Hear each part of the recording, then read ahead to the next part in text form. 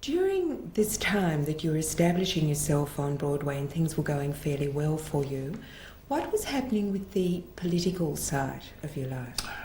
Well, at first, I suppose I was pretty much in the spirit of post-war general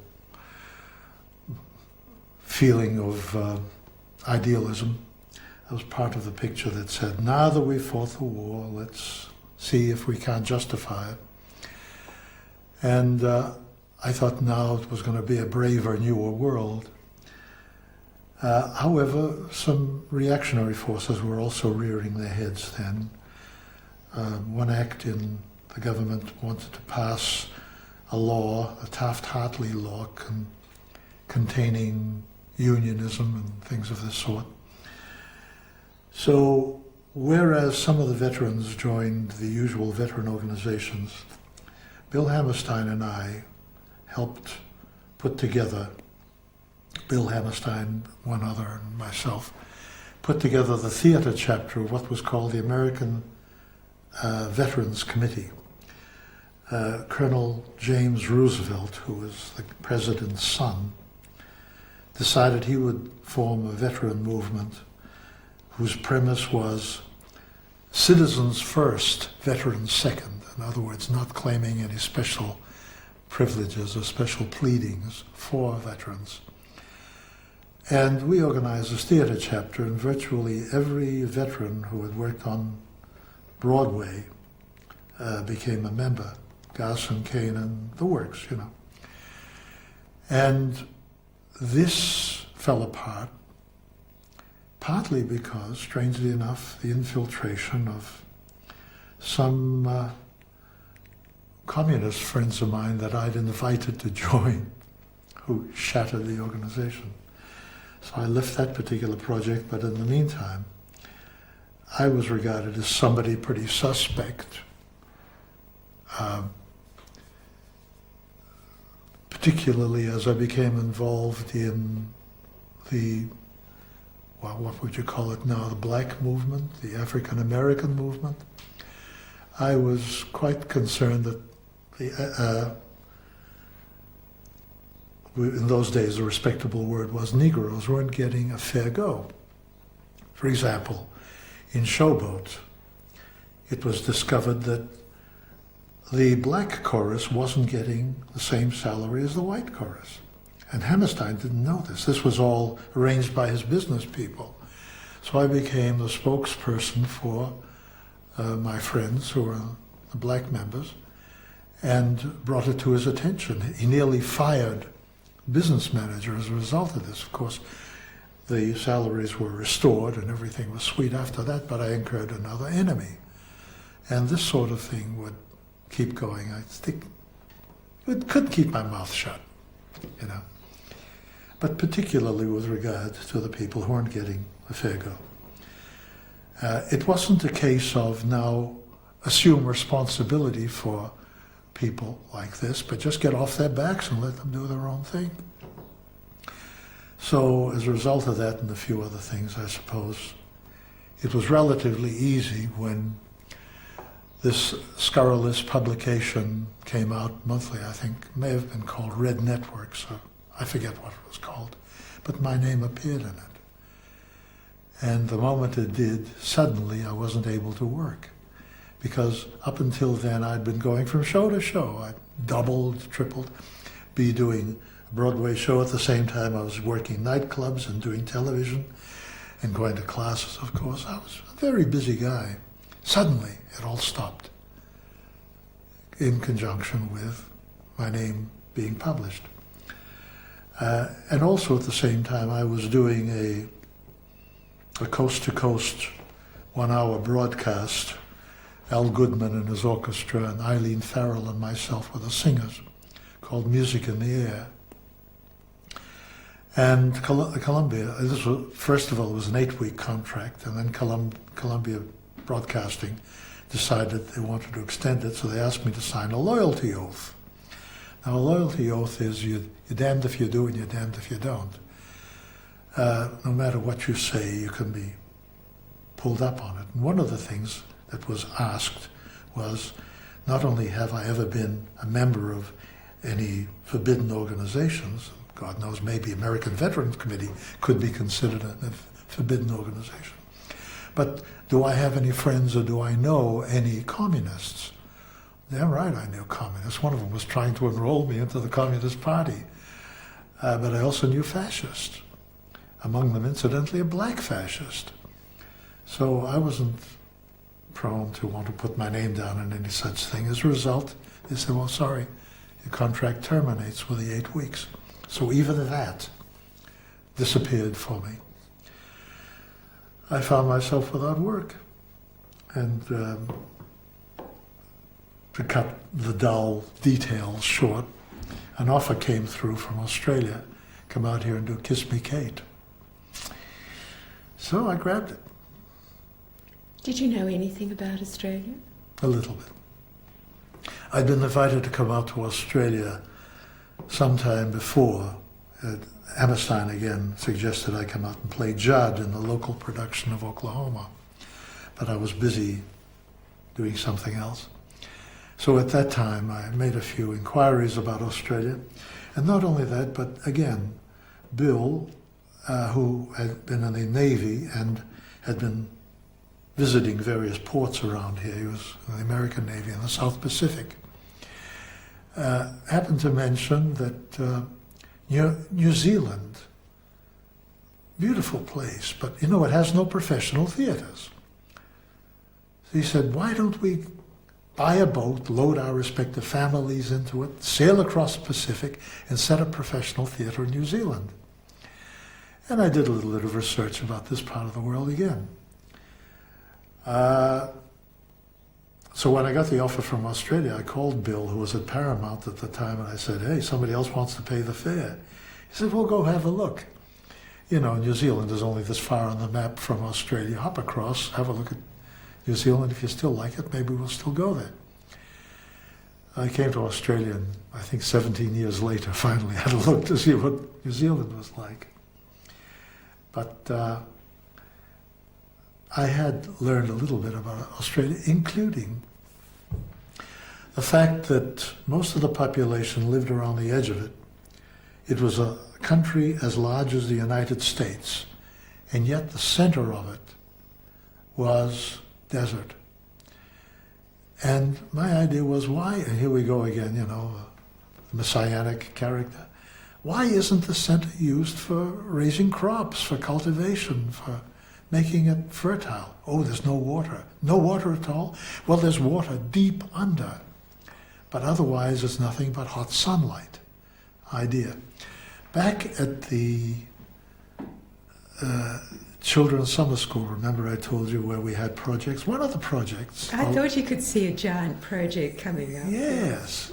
One of the projects the kids did was to build a solar power generator. We built the carpentry portion of it, built this frame with swiveled brackets, and they all went around to various shops getting broken mirrors. We cut the mirrors to size and mounted this enormous panel with little bits of mirror and all focused onto a single spot. They blackened a great big milk can and put a cork on it with a tube coming out, focused the concentrator onto the can, boiled the water, steam came out, kicked over a little, I forget the kind of generator it was, a little dynamo, threw a rectifier into a battery, charged the battery. And they were able to use this in, again, lighting their dormitory. Well, if little kids can make a solar generator, why couldn't an entire country? So one of the first things I thought of was, well, maybe you can use all that sunlight to pump that water up from underneath onto the surface and make the land usable. So I was sure somebody had been doing that sort of thing. I came to Australia. One of the first questions I asked was, well, what are you doing about the sunlight? Are you using it?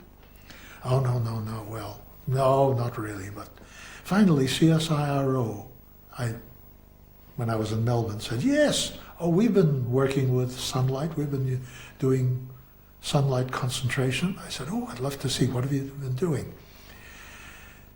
And I was taken up to the roof of the CSIRO building in Melbourne, and there is a great big decking of very thin tubing and black tubes, catchers, and little elongated reflectors. I said, well, how can you boil water with that? How can you make power? They said, oh, no. It's not for making power. It's only for learning how to warm up water for domestic purposes. I said, but you need power, and you also need something to be able to pump the water, etc. They said, oh, we won't concern ourselves with that. I couldn't understand it until one of them said in strictest confidence, well, you see, we are funded by the government, and part of the pressures on the government have to do with coal, and if any fuel process or any power process comes along which threatens the coal industry, we may lose our funding. So here I was with kids who had made a solar generator back in 1939, now in 1952, looking at adults that won't have a go at it. Well, you know, here we are in 93, and what do I hear? That people are using those same concentric mirrors out in the West for superheating water to make steam, to create power, to operate God knows what. Why couldn't it have been done years ago? All this research. But it wasn't only in that sort of area that you came here and felt astonished and challenged perhaps by the fact that things weren't happening in the way you thought they could. No. The same applied in theatre, didn't it? Yes, it did. You know, this country had more positives than negatives for me. I didn't think I wanted to live here. But certainly I wanted to have a good look at the place. I wanted to live in New Zealand. But so many things, the dichotomy of influences, was fascinating. I saw standards of theatre, for example, that were quite primitive, very primitive. I saw people behaving in a redneck sort of way. I saw negatives that I thought would be off-putting, but by the same token, I saw a lot of avid people who wanted to improve the situation, who were trying awfully hard in their own way to make a better place of it. You can't say it was nationalism in so much as we were going to do Australian things. It was just our lives that needed to be improved. We were so insular. So the avidity of these people set an effect to a very large effect, I think. Maybe I can help, maybe I can be useful. And Maggie Fitzgibbon, the story has been told before, but I'll tell it to you again, knew that a lot of the kids in the company would like to have been able to study with some of the people I'd studied with in New York. But they couldn't afford it, they couldn't go, they couldn't, etc. They say, she said, this guy has worked with these people, why don't we pick his brains? And so she organized classes backstage for kids in the company. And the entire company came. Not only did this company come, but the company across the road in the comedy theatre and people from around Melbourne in general who were professionals. They used to come and sit in on these classes. And the classes grew. The kids were curious. They wanted to know more. They were getting it second and third hand from me, but at least they were getting it. And even after the shows closed, they wanted to continue going. Now, the fact that I could be useful, of course, was a great attractor. And the fact that I could see these people growing and developing suggested this doesn't have to be an amateur country after all. You know, it can be a country that will be able to trade its artistry with other countries. at the moment, we weren't able to do it. At the moment, at that time, the only way anybody knew about an Australian artist was when they left Australia and went to England or went to the States and picked up what was going there. But we couldn't. We couldn't send our products overseas because it just wasn't up to international standards. So it became a sort of a hobby horse with me to let's see if we can't help bring the local standards up to an international footing. And this became a long-range messianic project. The place really needed a messiah, didn't it? No,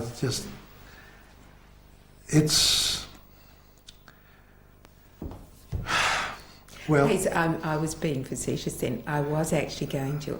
I realised that I haven't given a nice, clean question about the theatre, and so I'll ask you a question again and you can answer it and then you'll work it in with it. Feel free. Yes. I just wanted to say, when you came to Australia as part of a production to be in Kiss Me Kate, did you look around at the theatre then and what did you think of it? Amateur, but sincere, willing, eager to do the right thing, but just without the tools, without the practical know-how to be able to do a sort of thing. I mean, even years afterwards, I hope Lee Robinson won't mind my quoting him, but Lee Robinson, who tried awfully hard to launch a series of a television series, raised money, I think, from Bond, and did his utmost to put together a lovely sequence, a lovely series, and then tried selling it overseas. And the feedback he got from countries that didn't speak English were, great, let's use it. But if I remember him correctly saying, he said, whenever I got to an English-speaking country, they admired the photography, they admired the scenery.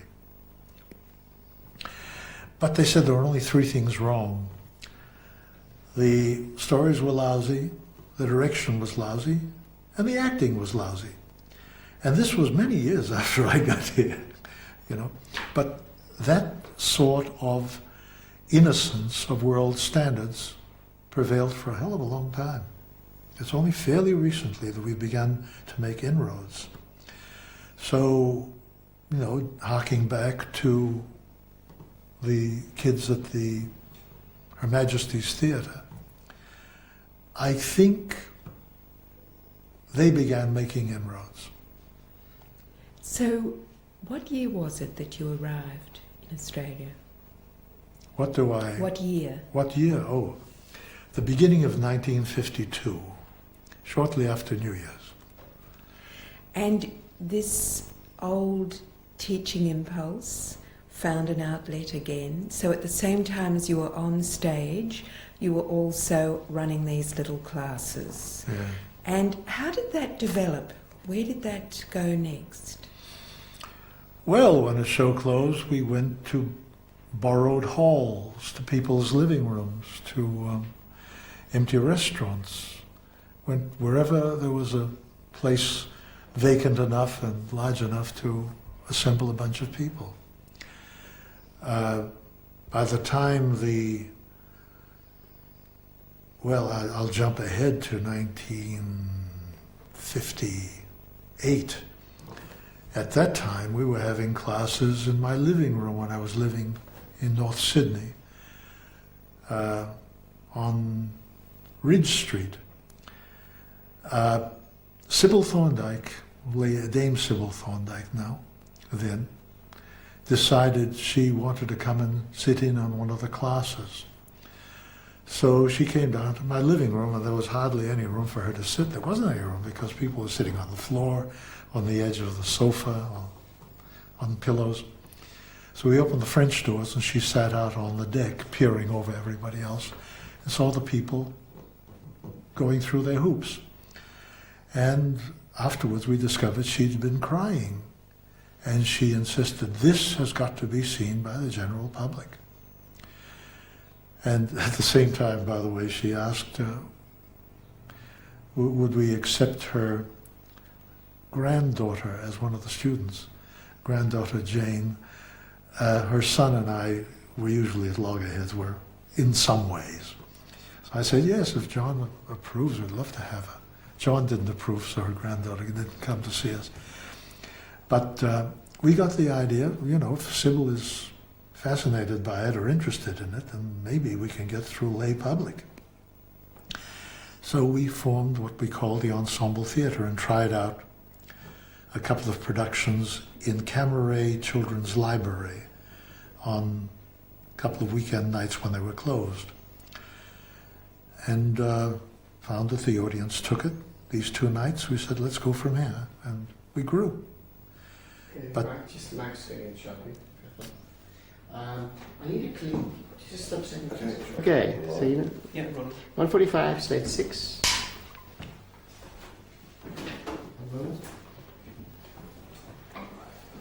Okay. So when did you decide to set up the Ensemble Theatre, and how did that come about? it came about from a class, an acting class in '58 taking place in my living room. Sybil Thorndike came to sit in and watch the kids. And she was moved by what she saw and suggested this ought to be seen by the general public. So we said, well, if Sybil, who's a good critic as well as theatrical, can be moved by it, then maybe the audience can. So we tried a couple of performances of some one-act plays, Tennessee Williams plays, at Camaret Children's Theatre, Children's Library, I should say, on nights when they were closed, on weekends, and found that the audience took it, and away we went. Simple. Did you feel the need to have a theatre of your own? No, not really. But you got one. We got one out of desperation. It was a makeshift sort of arrangement. We used the most primitive form of theatre, which is theatre in the round. And you don't really need a theatre for it. You just need a hall large enough to be able to seat people around and actors to be able to work in the middle. So we hoped that the actors would develop their skills enough so that they could go out and work with large commercial managements and infiltrate, as it were, there. But as that wasn't the case, we decided we'd have our own. And what did you feel you were doing with all of this, Hayes? I mean, you'd come out to Australia to star in something and to have a bit of a look around. It was an escape from an impossible situation back there in New York. But you were beginning to develop something. Were you conscious of that? Did you know what you were doing? Well, when you're very close to something, it's terribly hard to keep perspective if you're in the middle of things. What I did know was that bit by bit, so many of the students were improving their standard of workmanship, that they were, in fact, rubbing off onto other theatricals, that other theatricals were picking up things from them, that the thing was spreading. I said, you know, it's lovely to see it. Maybe in time we'll have a standard of workmanship which would be comparable to the rest of the world. Why not? You know, we turn out the best tennis players, the best swimmers, the best cricketers. Why can't we turn out the best theatricals? And the technicians already were quite brilliant. The one thing I found here was, amongst the techs, their design, their workmanship, their discipline, their execution was equivalent to anything I'd seen anywhere else. Why do you think that was? I don't know. You don't have a theory? Oh, I'll have a theory about anything. I'll probably propose one, but in fairness, I don't know. It's just that's what I found. Maybe it was because they had the film industry to fall back on, because there had been a good film industry here. they had radio, which had refined itself to an extraordinarily high degree of finesse. You had people who watched what was happening in the world scene, and they could get films and analyze and pick up from things like that. But it worked on the technical side, but not on the performance or the scripting, as you were saying, Zara. No, no. What do you think that you brought to these people that you had that they needed? What my teachers gave me. I just passed on. There you come. There you are, Ruth. I just passed on what somebody else gave me. It's a language, it's a syntax that is known everywhere in the world amongst actors. And making it available in this country, it incidentally wasn't always easy to make it available because there was great resistance against it. The people who were entrenched in, what will we call it, amateur acting, ham acting, didn't want their little patch disturbed in any way. And incidentally, nasty names were found to describe this syntax. Method, you're a method actor. Now what the hell is method? There was resistance, but basically what it was an attempt to introduce some refined tools of trade to the actors. I mean, musicians can define their tools of trade, painters can. Painters know what it is they're going for when they put something on canvas. They know that the thing has got to conform to their concept of perspective, proportion, mass, color, hue, chroma, saturation. They can pinpoint these things precisely if they want to discuss them, if they want to refine them. But what could actors say? You know, louder, softer, faster, slower. Or somebody passing judgment on it saying, I liked it. And somebody else saying, no, I didn't like it. But what is it you like? What are they doing? Now, actors needed to be able to define what it was they were doing more accurately so that if something wasn't going on right, you didn't have to throw the baby out with the bathwater. You just fixed that something.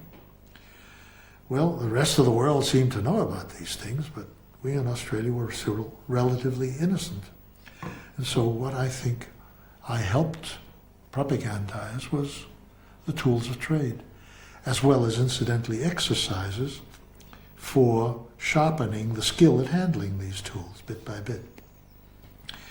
And I think it's been useful to some extent.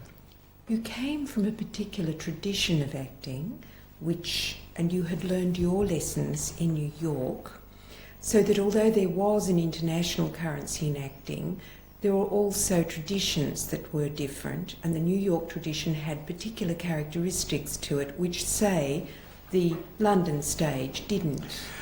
We must distinguish between tools of trade and product. Product can be an opera, a naturalistic presentation, a film, a television show, a radio show. It can be drama, it can be poetic, it can be lyric, it can be a different presentation each time. And the style of each presentation is its own unique characteristic.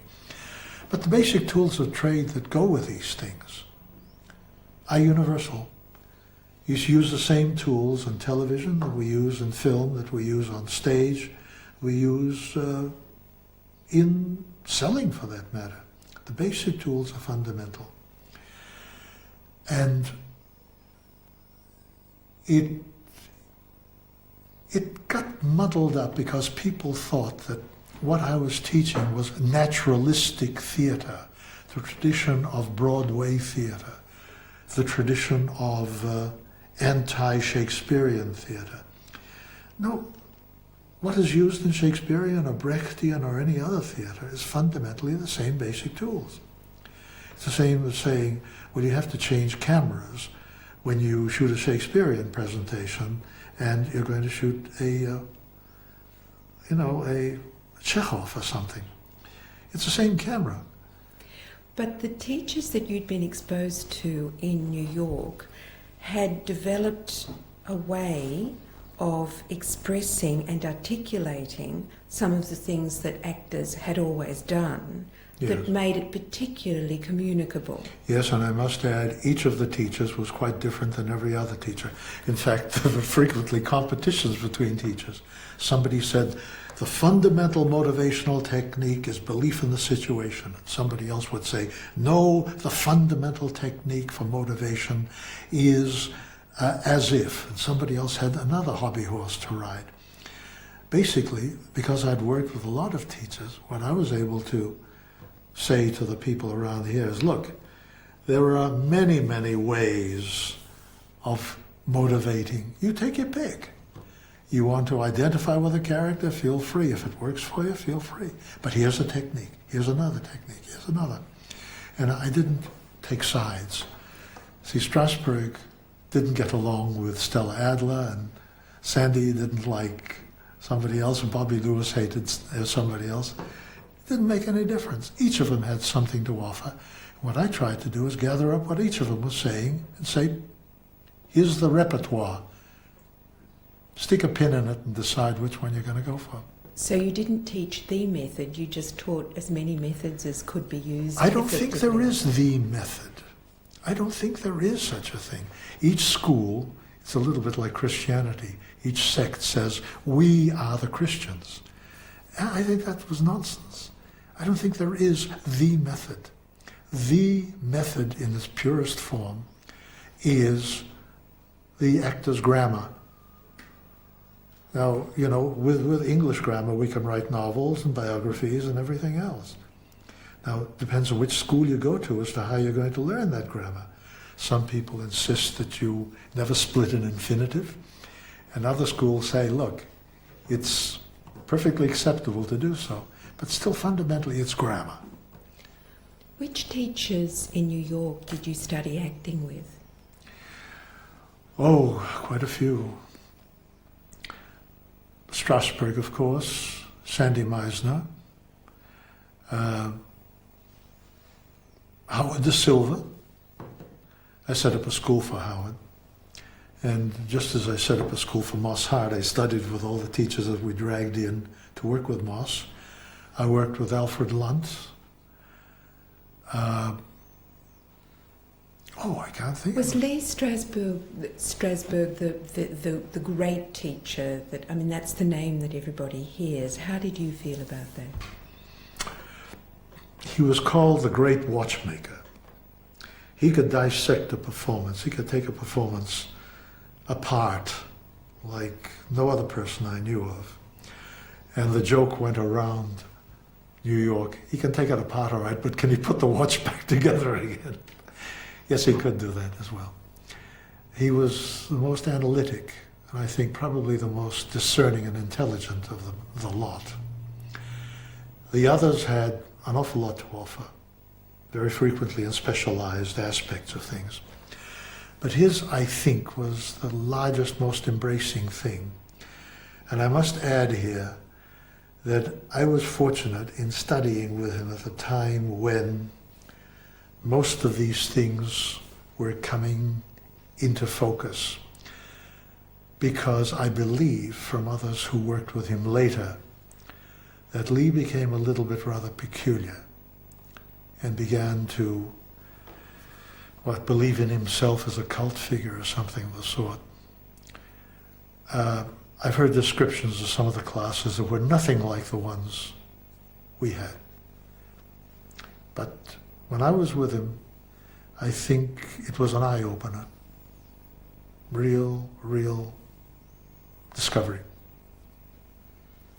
Now, when you started teaching yourself and you started the famous acting groups at the Ensemble with these really keen people working with you, you were very eclectic, you used any background, you were there to teach them how to act. Did you start evolving your own school in a way? Did you start developing methods and getting ideas about the way to go about things which were particularly characteristic of that little group? Oh, well, look, I have each person develops their own modus operandi, and I have one modus operandi, one mode to, for example, direct.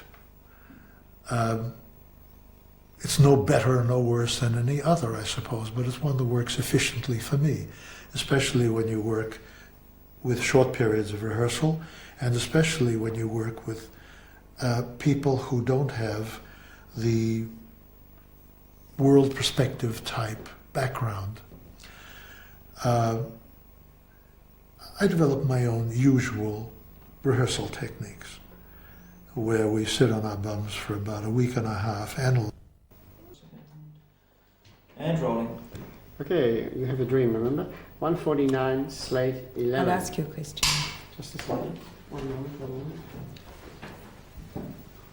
Okay. You were somebody who brought the whole idea of teaching and developing young talent to Australia. How did you feel as the other elements began to develop and explode throughout the 60s and 70s, when we finally ended up with a National Institute of Dramatic Art and NIDA teaching and so on? I thought it was great. I mean, this is what we hoped would happen. We hoped, well, I have a dream. I have dreamt for a long time that this place, this island continent, could become the cultural mecca of the next century. I think, with the various things happening around the world, that artists are not going to be able to practice as well as they should, want to, and are able to. I think they're going to be looking for a haven. And I think this place could easily be the haven. And I think we could provide the skill that matches theirs. I think we can develop our own artists, just as we've developed our own tennis players and swimmers and cricketers. I think we should be able to develop our own artists so we can make contribution to that pool of great work. And I think in time people are going to come to Australia to see fine theatre, as they do now going to the West End, or as they go see fine opera in the middle of Europe, Austria, wherever. I think they'll be coming here. Yes, the Opera House is a nice little magnet. It's a good piece of architecture to use as a symbol. But I think the real guts is going to have to take place with the artists. I think a very fine artist here said, you can't have great art without great artists. Now, whether we get the artists by training them ourselves or bringing them back from other countries where they've gone, or attracting artists from other countries, I think this will become a pool. And so every little thing contributes in that direction. Schools, the more schools, the merrier. Of course, they've got to really teach. They just can't be phony operations. But they've really got to teach the people to be artists. And when that happens, I look up from wherever I happen to be residing and say, good on you! Going back in time to the chronology of what happened in the sort of steady expanse of the cultural life of Australia, you were positioned there at the ensemble training actors, and then the whole grant system came in, the Australia Council was set up, and so on. How did you relate to all of that, and what contribution did you make? I worried, well, I know this is an unpopular position to take, but I worry about subsidies. I worry about the basic philosophy that usually manifests itself as, whose bread I eat, his song I sing. I worry about people handling my money, tax money, in empire building, or controlling the artistic scene by doling it out selectively. You may have, you may not have. I've seen too many theatres go to the wall with this kind of thing. So I always worried when subsidies were organized to take the place of creativity. And I think I'm still fighting that sort of thing. It seems to be an uphill battle because the cargo cult can exist in the artistic field as well as in other countries, you know. Gimme, gimme, gimme. I wait around for something to drop from heaven. In the old days, and it's beginning to happen now, if a company wanted to form, they said, let's see, what can we do of our own efforts to form a company? For quite a while it became, we want to form a company, now let's see, can we go to the government and get them to subsidize us? No track record, no credentials, no sound philosophy to operate on, and the government, out of guilt or for whatever reason, says, yeah, here's 10,000, here's 100,000 to start with or whatever. Now this I don't like. I don't like that because it cultivates a nation of carpetbaggers, exploiters. There's so many examples of that sort of thing. What do you see as the alternative, though, if we really do want to develop in this country? I mean, whether or not you have private patrons, and in a sense, by donating all the work that money you got from your commercial work, you were a sort of private patron, or else you have the community via the government deciding that they will subsidise. Now, a private patron can be just as, indeed more whimsical about what they want. Yes, I'm not happy about that either. I know the Ensemble is operating on that basis right now, and it seems to be working because Sandra Bates has a marvelous relationship with these private sponsors. I think it's a slightly complex issue, but in summary, I think it starts with the audience. I think if the audience demands quality, companies will rise of their own initiative, and commercial managements will arise to say, well, you can have quality. Just as any other industry sizes up what they think the market can use and capitalize on it. Now, I don't think at the moment there are enough people out there who quite understand quality to be able to pressurize managements to say, let's do shows that are nothing but quality. What's the answer to that? Well, the answer is probably a long-range answer of small organizations such as the Ensemble, acquainting audiences with what quality can be, when they can afford to do shows that have quality, of course, because not every show we did was any good. We tried awfully hard, but we turned out some stinkers. But nevertheless, if we had played our cards more cunningly, I think we would have introduced the concept of the kind of theatre that gets audiences to empathize rather than just to sit back and sympathize and understand. And yeah, that's nice, and I've had a good time. We believe that when enough people in the community develop a taste for empathy, that they will be provided with the right kind of theatre without somebody selectively saying, you may operate because we're going to give you a grant or not. Who are these people to decide who gets the grant? What are their qualifications? Did the Ensemble ever have a grant? Yes, they had a few grants. Small grants, usually, mostly to keep us quiet, to keep us from making loud noises and protest, I think. But as you didn't believe in grants, perhaps you weren't... I didn't like the idea, but the rest of the company said, look, everybody else has grants and they're raising the cost of everything with government money. We're not going to be able to survive unless we have some of it too.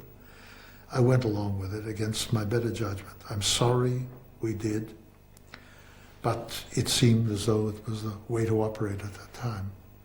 Did you ever have any conflicts with other people in the theatre world because of some of these attitudes? Oh, of course, all the time. Could you give us some accounts of those? Too many to recount. Including, on one occasion, we did go to the Elizabethan Trust and say, we have a project here, look, we could use a little help. To be told, why should we help you? You are the opposition. the opposition to the Elizabethan Trust. You know? How can we be? But That's how you were seen. yeah. Did you see them at all as the opposition? I saw them as a bunch of amateurs, some of them good-hearted, meaning well,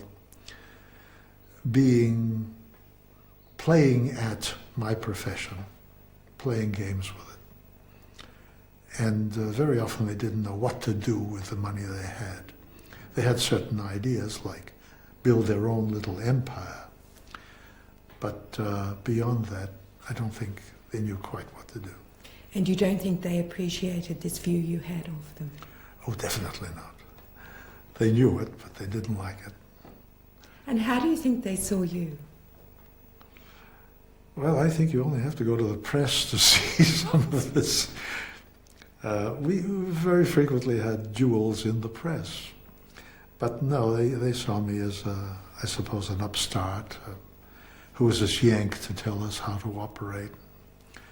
And a dreamer, an idealist. Although, I must say, they picked up so many of the ideas that I propounded. They argued against, but they nevertheless picked them up and used them for themselves. One of the things I felt about them was that to gain brownie points, they were quite prepared to get on to anything that looked like a going concern. So on a number of occasions, I know they snatched operations out from under us that were going. And when they took these things over, they killed them. They killed them stone dead. You mean actual productions? Concepts and productions. Yes. Actual productions, such as Virginia Woolf, we had the rights to, but with some finagling, the Trust got it instead. I can probably be sued for saying this, but I can back it up. For years I pressured the Trust, particularly Stefan Haag, who was a friend of mine who was heading the Trust at the time, to go into tents, because tents are a way of getting theatres around to various parts of the country that don't have theatres, and we could bring the best artists to them. No, we can't do tents. No, we won't do tents. Now forget about tents. Then one day they went ahead and did tents in a way that destroyed the whole concept of tents because they didn't know how to handle the round. Now we could have brought our expertise of working in circular theatre to this thing, and they handled it in such a ham-handed way that people were turned off going to tents until somebody else came in from the States, set up a tent show at Warringah Mall. For quite a while, nobody wanted to go see it because they'd had their taste of tents before. And it was almost by the end of this guy's run at Warringah Mall, where he was bankrupt, where the audience suddenly caught on to, oh, it can be good after all, by which time he had to leave the country with his tail between his legs.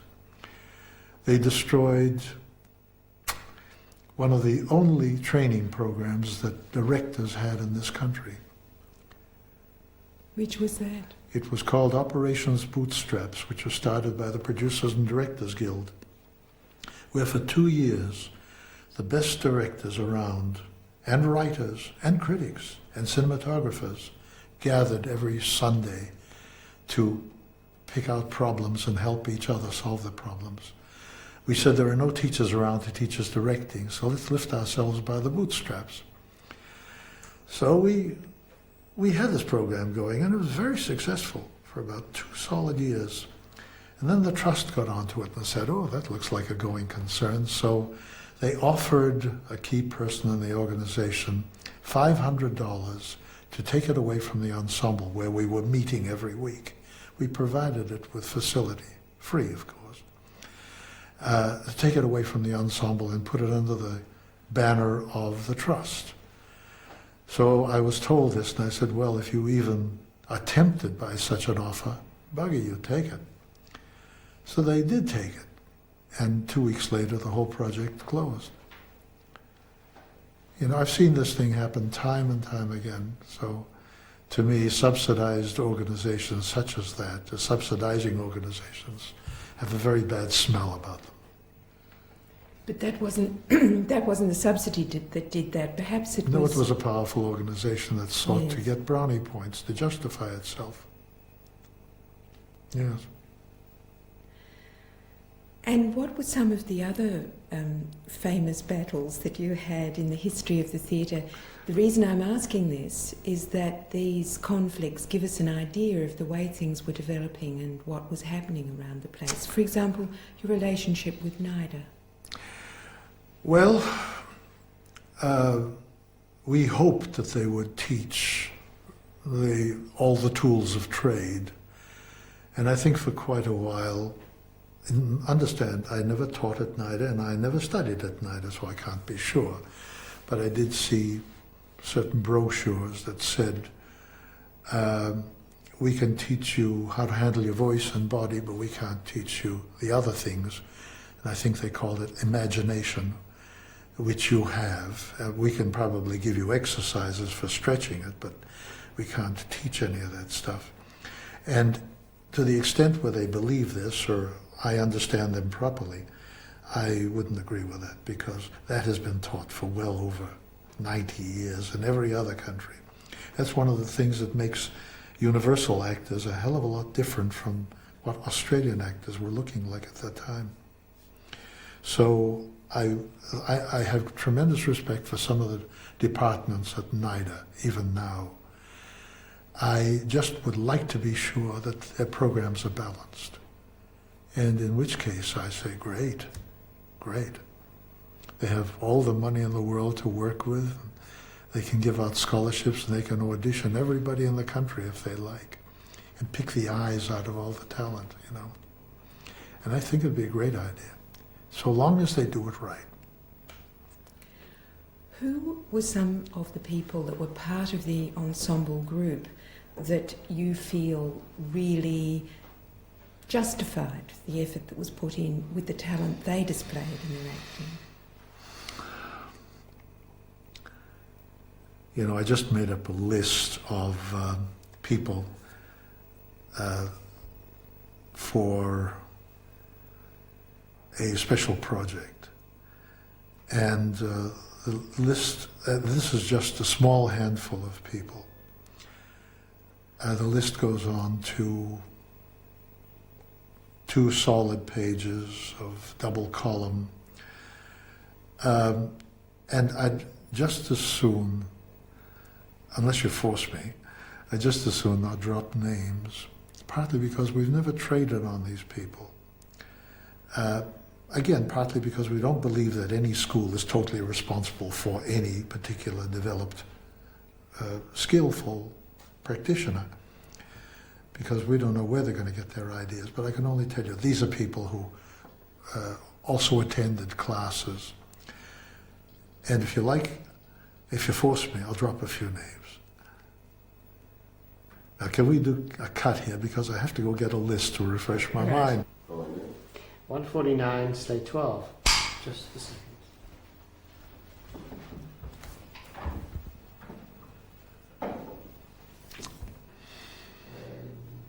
Okay. Sorry, just want to let's get this to fill off. Not yet.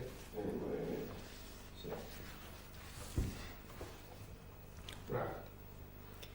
There have been so many actors that owed their start to the ensemble. Lorraine Bailey was there right through, wasn't she? Henry Yes, Zepps. well, she was one of the founding members.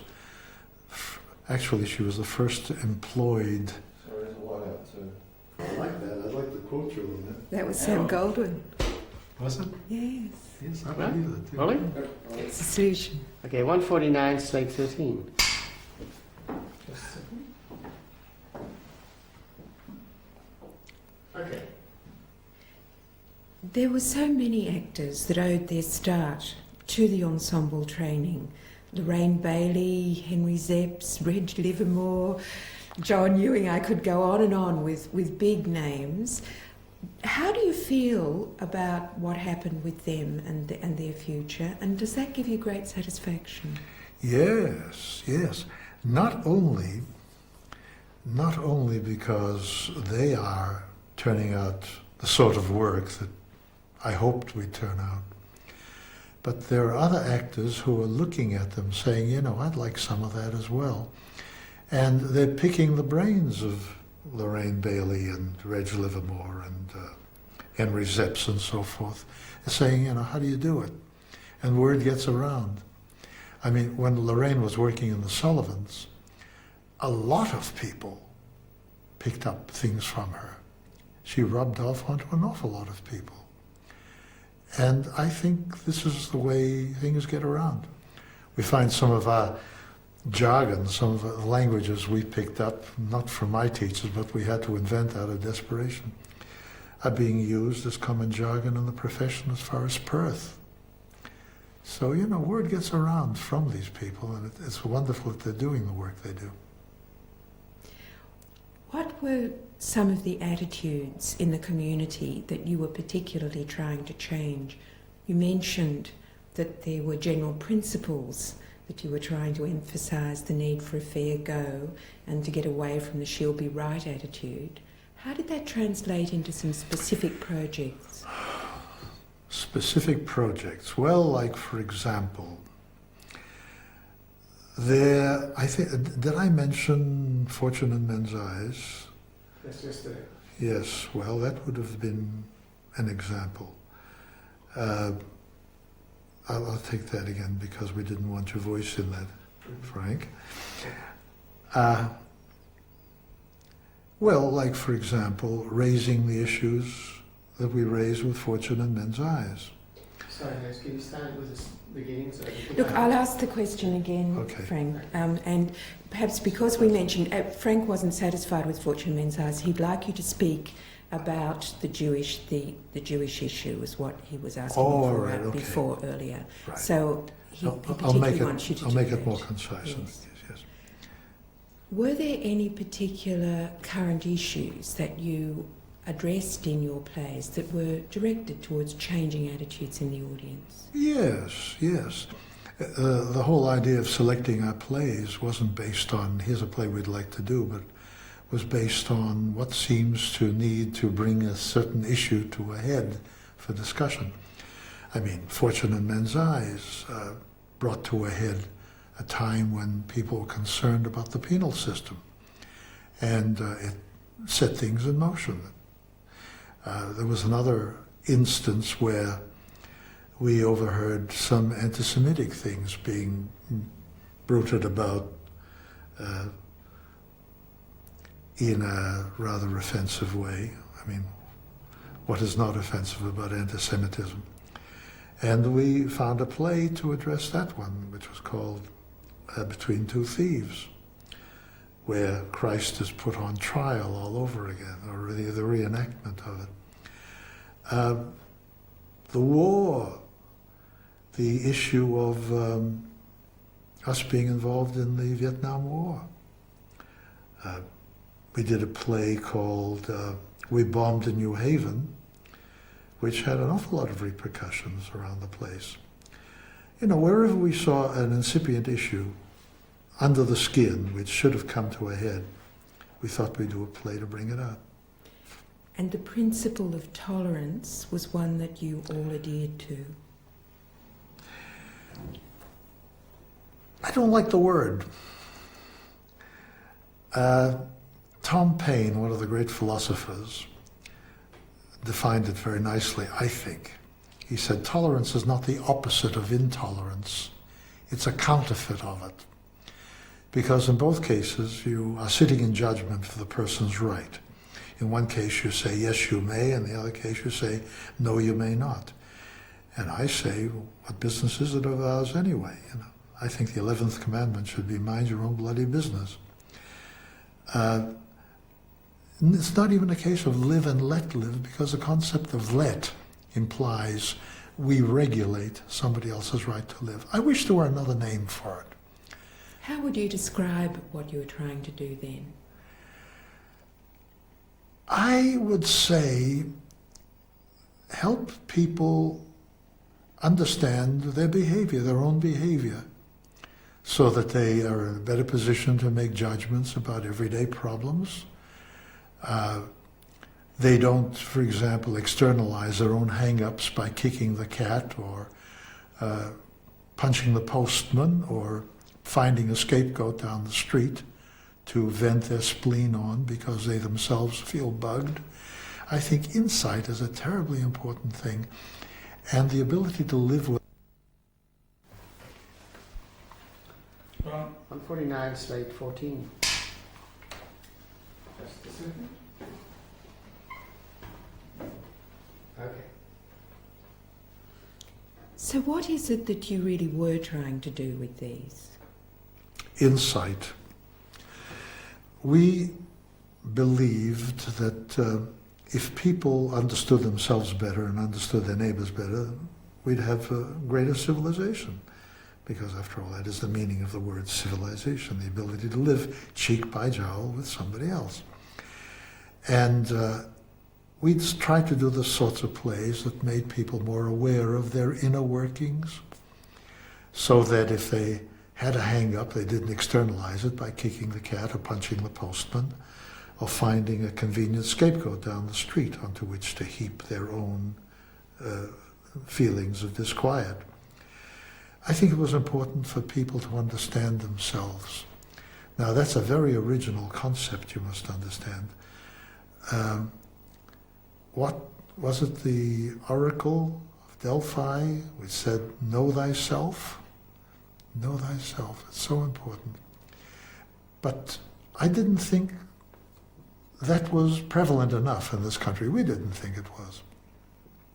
So we tried to stir the kind of empathy-making productions that would help people know themselves. Now, at the end of the time... Just a minute, we're going to close that first. We'll ask a question. Right. Are you still associated with the ensemble now? As a sort of an elder statesman, a guy that occasionally gets called to either come to an opening or a press launch, or they've got a particular problem that they wondered whether there's a precedent for, and I get asked about that. Other than that, it's in very good hands. Sandra is excellent. We couldn't have found a better takeover. How did that happen? Well, the governing director has the right to pass the job on to anybody he selects. And when I was getting ready to pull out, I looked around to see who it was, who would be a likely candidate, and of all of them, there were some nice prospects, but of all of them, it looked like Sandra had the determination, the wit, the ingenuity, the intelligence, the guts to be able to take on a job like that. I'm not sure that she's ever been really grateful for having been pinned into this operation. I'm sure she hates me several times a week for having done this to her. But I think the fact that she has pulled the company out of a very large debt speaks loads for her capacity to handle a very complex operation. Why did you leave? I think it was time for me to leave. It was time for the young bloods to take over. I was, 65 at the time, and I thought there was enough skill around for them to be self-sufficient without Papa hanging around. And I think I picked the right time. Were you in good health? Fairly good health. I didn't really get crook until about 3 years after that. And what happened then? I had a heart attack. Doesn't everybody? No, it's obligatory for people who do have the sort of life I had. Must have a heart attack. Just the one? Yes. Well, one heart attack and a few little encores, but not exactly heart attacks, just repercussions from the heart attack. But I had my heart attack in a very dramatic way, of course. We were playing at the Opera House and Broadway bound, and during an interval I decided, the last week it was, at matinee day, I decided I'd just lie down on the casting couch and rest in preparation for the second act. And I felt a pain where there shouldn't have been one. And, cut the dull story short, it was decided I was having a heart attack, but I wanted to go back on stage. We hadn't finished the show. And the nurse up there said, well, if you go out on stage once more, you'll be carried off very dramatically. And Were you tempted by the I idea thought of a of it. dramatic? It's a little bit like the Jack Benny story. I'm thinking, I was thinking about it, but on second thought, I decided, well, let's see what we can do to keep it from being fatal. So I was taken to Sydney Hospital. It was almost fatal, but it ain't. It ain't. And as you've you can had see. some near misses since. Yes. Some of the complications caused me to die about 8 times. I actually died and was revived on each of these occasions, as you can see. Did you see the light at the end of the tunnel that people talk about? No, I went looking for the light. I didn't see it. Now, maybe I was heading in the wrong direction. Maybe I should have been looking for fire instead. What was it like, dying? Just going to sleep. The only way I knew that I died was when I woke up. It was like going under anesthesia. Suddenly, you're talking to somebody, you're fully conscious, and there's a blank. That's all there is to it. Has this made you think in a little bit more focused way about the end when it does inevitably come? Yes, look, death has no horror for me. The only thing is I wouldn't like to make it a painful death. But when my time comes, I just go to sleep. I've had a lovely life. Do you believe in an afterlife? No. Have you any religion? No. Well, in so much as a dear friend once said, if you take the Bible and every place you see the word God, you transpose the word unconscious, I think you'd have a working operation of the human being. Because the unconscious to me is omniscient, omnipotent, and timeless, and how else would you define a God? I believe in the tremendous capacity for this vast store that we have in the back of our brain, this unconscious, to create anything that needs to be created. And even to discover the secrets of how we got here in the first place. But until somebody decides there's an old man with a long gray beard or somebody with holes in his hands calling the shots, until they can prove it, I'm not interested. I simply live from day to day and rely on what I do know. And I've been extremely lucky. I've had some wonderful experiences and wonderful friends. And there comes a time when, as Shakespeare said, this little life is rounded with a sleep. When it comes, it comes. Can we change now completely and talk about your parallel life? During the time that you're running the ensemble, you had a parallel life as a commercial actor, which you undertook mainly to support the ensemble operation, but you also established yourself as, again, as an actor of considerable talent yourself. Can you tell me what you enjoy about acting yourself?